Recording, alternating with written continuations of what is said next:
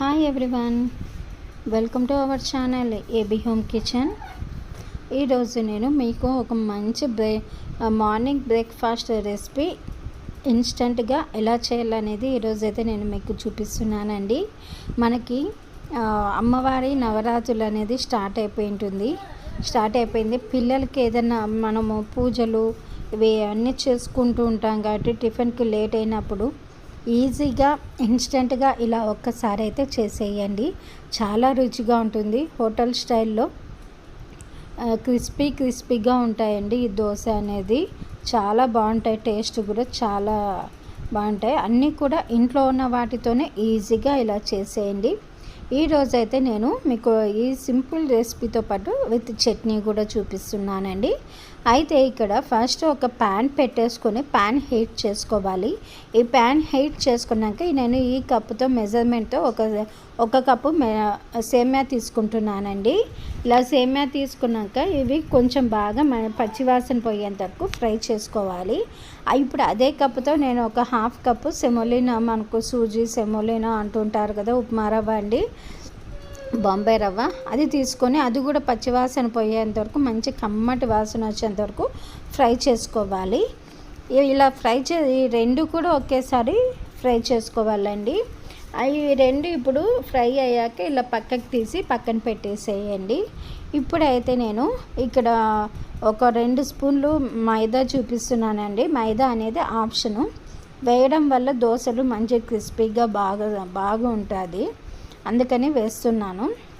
ఆ తర్వాత ఇక్కడ నేను ఫస్ట్ ఇవన్నీ కూడా బాగా మిక్సీకి మంచి పౌడర్ వచ్చేలాగా పట్టుకుంటున్నానండి. సేమ్యా చాలా వరకు మెదగదు, అలా అయితే వేసి చూడండి, బాగా సాఫ్ట్గా పొడిలాగా రావాలి. ఇప్పుడు సేమ్ కప్పుతోనే నేను ఒక కప్పు పెరుగు తీసుకునేసానండి. అలాగే చూడండి, ఒక కమ్మటి పెరుగు కానీ లేదు పుల్లటి పెరుగు కానీ మనకి ఇంట్లో ఏది అవైలబుల్ ఉంటే అది తీసుకోండి. అలాగే ఒక హాఫ్ కప్పు వరకు నేను వాటర్ కూడా తీసుకున్నానండి. ఇలా మెత్తటి దోసపిండి బ్యాటర్ మనకు ఎలా వస్తుందో అలా సాఫ్ట్గా వేసుకోవాలి, మెత్తగా ఉండాలండి పిండి అనేది. ఇప్పుడు నేను దీన్ని ఒక ఒక బౌల్లోకి అనేది తీసుకుంటున్నాను. ఇలా బౌల్లోకి తీసుకొనేసి ఇప్పుడు అదే మిక్సీలో కొంచెం వాటర్ కూడా వేసుకొని ఆ వాటర్ కూడా ఇందులోకి వేసేసుకుందామండి. ఇలా మొత్తం పిండి అంతా కలిసిపోయేలాగా స్పూన్తో కలుపుకోవాలి. మనకు దోశ కన్సిస్టెన్సీ బ్యాటర్ అనేది వస్తే సరిపోతుందండి. ఇప్పుడు కొంచెం సేపు మూత పెట్టి పక్కన పెట్టేసుకుందాం. ఇప్పుడు ఇక్కడ ఒక కడాయి తీసుకొని నేను చట్నీకి చూపిస్తున్నానండి. ఇక్కడ ఒక కడాయి తీసుకొనేసి ఇందులోకి నేను పల్లీలు వేసుకొనేసి రోస్ట్ చేసుకుంటున్నానండి. ఇలా వేయించుకున్న పల్లీలో కొన్ని పప్పులు కూడా వేసి వేయించుకుంటున్నాను. ఇప్పుడు అదే కడాయిలో పచ్చిమిర్చి, మనం కారం తినేదాన్ని బట్టి పచ్చిమిర్చి అనేది వేసుకోండి. ఇలా ఇవి కూడా పచ్చి వాసన పోయేంత వరకు బాగా ఫ్రై చేసుకోవాలి. ఇప్పుడు వీటన్నిటిని ఒక పక్కన తీసి పెట్టుకోవాలండి. ఇప్పుడు ఇవన్నీ మిక్సీ జార్లోకి వేసుకునేసి ఇందులోకి రుచికి సరిపడా సాల్టు, అలాగే కొంచెం చింతపండు వేసుకుంటున్నానండి. మీరు పప్పులు అనేది ఇష్టం లేకపోతే పచ్చి కొబ్బరి కూడా ఇందులోకి వేసుకోవచ్చు.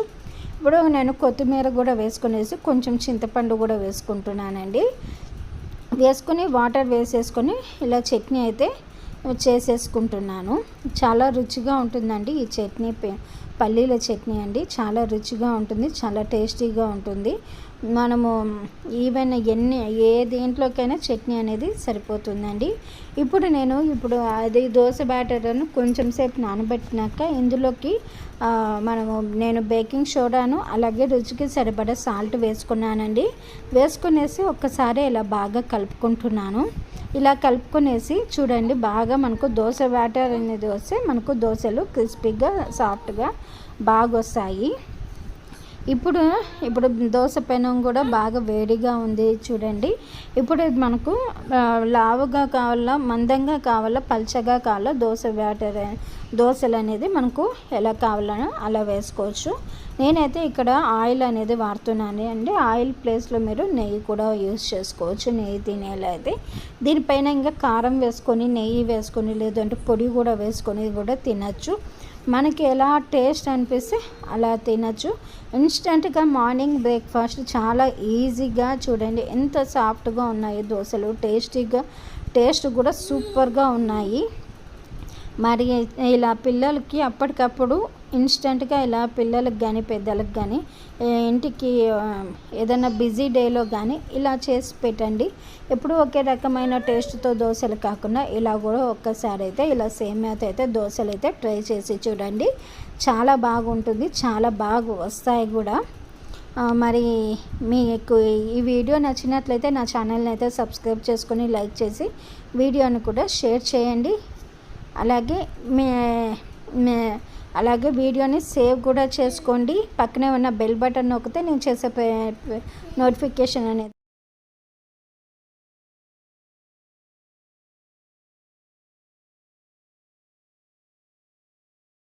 ఉన్నానండి. అయితే ఇక్కడ చూస్తున్నది మీరు దోశ కదండి. దోశ అందరికీ తెలిసిందే.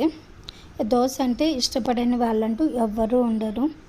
ఇదే దోశ మనము రోజు పెడుతున్నా కూడా చాలామంది తింటూ ఉంటారు. ఇందులో దోశ అనేది చాలా వెరైటీగా ఇన్స్టెంట్ దోశలని చాలా వెరైటీ దోశలు కూడా ఉన్నాయండి. అయితే ఇప్పుడు నేను చూపించబోయే రెసిపీ అయితే చాలా సింపుల్గానే ఉంటుంది. కానీ ఇందులో నేను చూపించబోయేది హోటల్ స్టైల్లో దోశ అండి. హోటల్ స్టైల్లో దోశ సీక్రెట్ రెసిపీ అయితే నేను ఈరోజు మీకు రివీల్ చేసి చూపిస్తున్నానండి. మనము ఈ సీక్రెట్ రెసిపీ అయితే మనం ఎలాంటి దోశకైనా యూస్ చేసుకోవచ్చు. దోశ హోటల్ స్టైల్లో టేస్ట్ అయితే అదుర్స్ అంటారండి. అంత రుచిగా ఉంటుంది. కలర్ కూడా మంచి క్రిస్పీగా దోశ అయితే చాలా రుచిగా ఉంటుంది.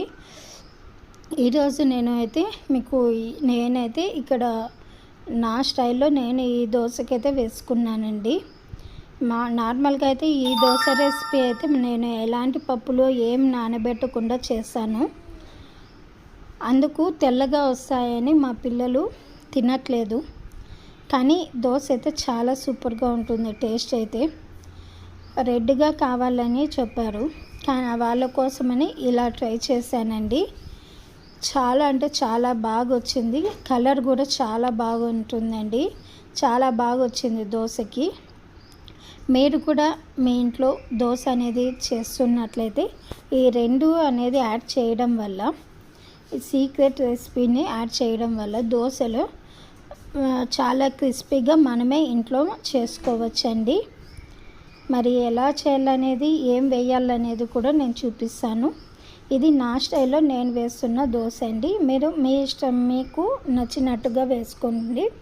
నేనైతే ఇప్పుడు రెసిపీ కూడా చూపిస్తాను. ఇక్కడ నేను ఒక 1.5 గ్లాస్ వరకు రైస్ వేసుకొని 2-3 సార్లు బాగా వాష్ చేసుకొనేసి మళ్ళీ నీళ్లు పోసేసి ఒక 5 to 6 అవర్స్ మూత పెట్టి నానబెట్టుకున్నానండి. ఇక్కడ నేను ఈ గ్లాస్తో చూపిస్తున్నాను కదా, ఇదే గ్లాస్తో నేను రైస్ కూడా వేసుకున్నానండి. అయితే ఇక్కడ ఒక గ్లాస్ రైస్కి 3 గ్లాస్ బొరుగులు అయితే వేసుకుంటానండి. 3 గ్లాసులు బొరుగులు వేసుకుంటాను కాబట్టి నేను ఇక్కడ 1.5 గ్లాసు రైస్ వేసాను కాబట్టి 4.5 గ్లాసు బొరుగులు వేసుకున్నాను. బొరుగులు వేసుకున్నాక వాటర్లో వేసేసి కొద్దిసేపు ఒక 5 minutes ఉంచేసి బాగా నానిపోతాయి. ఆ తర్వాత నీళ్ళన్నీ కూడా బాగా పిండేయాలండి. ఇలా పిండేసి ఇలా బౌల్లోకి అనేది తీసుకున్నాను. ఇప్పుడు ఇక్కడ ఒక మిక్సీ జార్ తీసుకొనేసి మనం ముందుగానే నానబెట్టుకున్న బియ్యం ఉన్నాయి కదండి, ఆ బియ్యం కూడా ఇందులోకి వేసుకోండి. ఆ బియ్యం కూడా ఇందులోకి వేసుకున్నాక అలాగే నేను బొరుగులు కూడా వేసుకుంటున్నానండి. ఇలా బియ్యము బొరుగులు కూడా అన్నీ వేసేసుకున్నాక ఇక్కడ చూపిస్తున్న విధంగా నేను ఒక మీడియం సైజు పొటాటో తీసుకున్నానండి.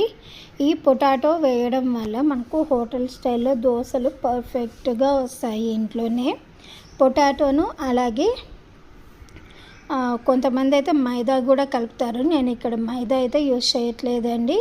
ఒక 2 స్పూన్లు మనము సూజీ రవ్వ కూడా యాడ్ చేసుకొనేసి వాటర్ వేసుకొనేసి బాగా మెత్తగా పిండి అనేది పట్టుకోవాలి. మనము ఎలాంటి పప్పులు అనేది నానబెట్టకుండా పిండి చేస్తున్నాం కాబట్టి పిండి అనేది మనకు ఈ దోశ పిండి అనేది మనకు కన్సిస్టెన్సీ ఈ విధంగానే వస్తుందండి.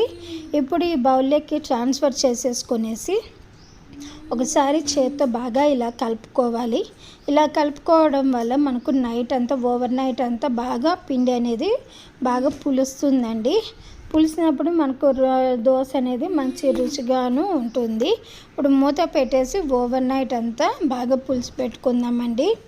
ఇప్పుడు మూత తీసేసి ఇదే పిండిలో నేను రుచికి సరిపడా సాల్టు అలాగే బేకింగ్ పౌడర్ కూడా కొంచెం వేసేసుకొని బాగా కలిపేసి పక్కన పెట్టుకుంటున్నాను.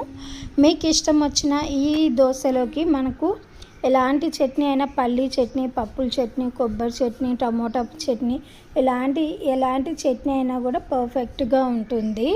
ఒక పిండి అంతా బాగా ఇలా కలిపేసుకున్నాక ఇప్పుడు దోశ పెనం తీసేసుకొని మనము రెగ్యులర్గా దోశ అయితే ఎలా వేసుకుంటామో కొంతమంది పల్చగా వేసుకుంటారు, కొంతమంది సాఫ్ట్గా ఉండాలని లావుగా వేసుకుంటారు, మరి కొంతమంది ఒక మీడియం సైజులో వేసుకుంటారండి.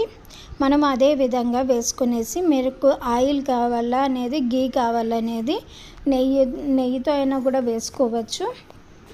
ఇలా రెండు సైడ్లో కూడా తిరిగేసుకొని కాల్చుకున్నాక ఇప్పుడు ఇక్కడైతే నేను ఈ రెడ్ చట్నీని కారంని అప్లై చేస్తున్నానండి దోశ పైన.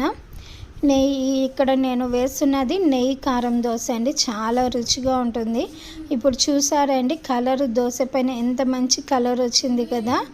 అలాగే ఇప్పుడు మళ్ళీ ఇంకో దోశ కూడా మీకు చూపిస్తానండి. పర్ఫెక్ట్గా మంచి కలర్ వస్తుంది. ఈ ఆలుగడ్డను అలాగే సూజీ రవ్వ వేయడం వల్ల మనకు దోశలు హోటల్ స్టైల్లో లాగా చాలా రుచిగా వస్తాయి. ఇలా వస్తున్నప్పుడు మనము బయటకు పోయి తిననవసరం కూడా లేదండి. ఇంట్లోనే మనకు కావలసిన దోశ రెసిపీతో మనము ఇలా పర్ఫెక్ట్గా చేసుకోవచ్చండి. ఇప్పుడు నేను ఇక్కడ వేస్తున్న ఎగ్ కారం దోశ అండి. మా అబ్బాయికని ఎగ్ కారం దోశ వేస్తున్నాను. పిల్లలకి ఇంట్లోనే ఇలా హెల్తీగా చేయడం వల్ల వాళ్ళు చాలా ఇష్టపడి తింటారు కూడా.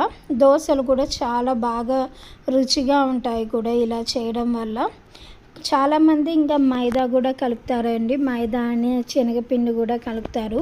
నేను అవేమీ లేకుండా ఆలుగడ్డను సూజీ రవ్వ మాత్రమే ఇందులో కలిపేసి చేశానండి. చూసారు కదా ఎంత మంచి కలర్ వచ్చిందో దోశ అనేది. మంచి క్రిస్పీగా దోశ అయితే మంచి రెడ్ కలర్లో చాలా బాగా వచ్చింది కదా. మీరు కూడా చూడండి దోశ అంతా కూడా మంచిగా వచ్చింది. మరి మీరు కూడా మీ ఇంట్లో దోశ చేస్తున్నట్టయితే ఈ రెండు కలిపి చేయండి. దోశ అయితే చాలా క్రిస్పీగా టేస్టీగా ఉంటుంది. ఇంకా 1-2 తినే వాళ్ళైతే మరీ అడిగి తింటారు, అంత రుచిగా ఉంటాయి. మరి మీకు ఈ వీడియో నచ్చినట్లయితే నా ఛానల్ని అయితే సబ్స్క్రైబ్ చేసుకొని లైక్ చేసి వీడియోని షేర్ చేయండి. Thanks for watching my channel. Please subscribe.